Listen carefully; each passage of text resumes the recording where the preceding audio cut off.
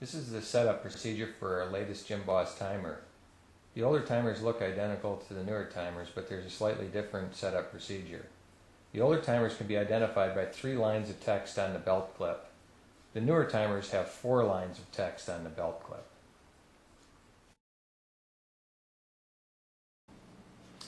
There's 3 buttons on the Gymboss timer: a start button, a change button, and a next button.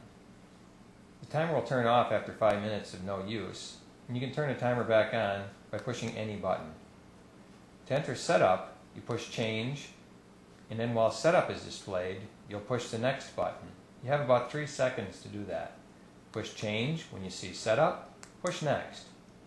The first step in the setup procedure is to select 2 intervals or 1 intervals. Today we're going to use 2 intervals. 1 interval, 2 intervals. The next step in the setup procedure, we push next button, and we'll be able to set up the time values that you desire.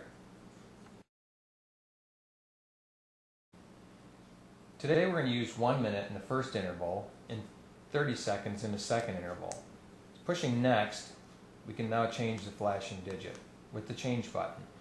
We have 1 minute, now we move next, and continue moving on until we reach the second 0. Push change, we'll 0 it. Next, change. The next step, we'll select the number of repeats for these intervals. Currently it's set at 10 repeats. When setting the number of repeats, you have 3 options. First choice is an exact number of repeats, in this case 10. After completing 10 repeats of these intervals, timer will alarm differently, indicating you are done.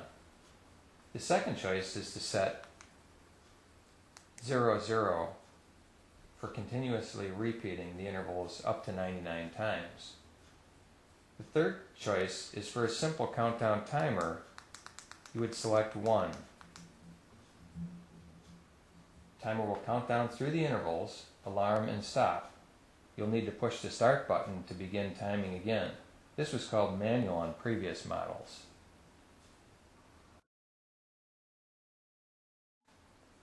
The next step is to select the alarm type by pushing next. That's beep high. Change will select beep low, vibrate, or any combination of those. We will select beep high. The next step will be to set the alarm duration.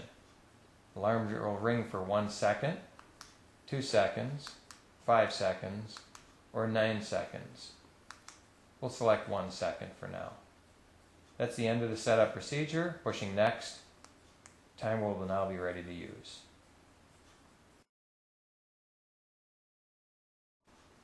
Push the start button to begin timing. The alarm indicates timing has begun.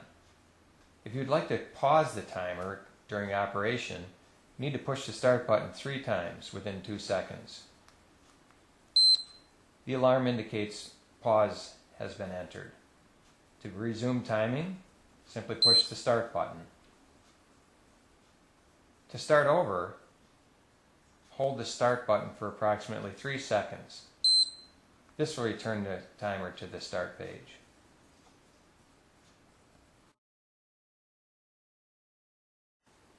To access the stopwatch function, hold the next button and push the change button.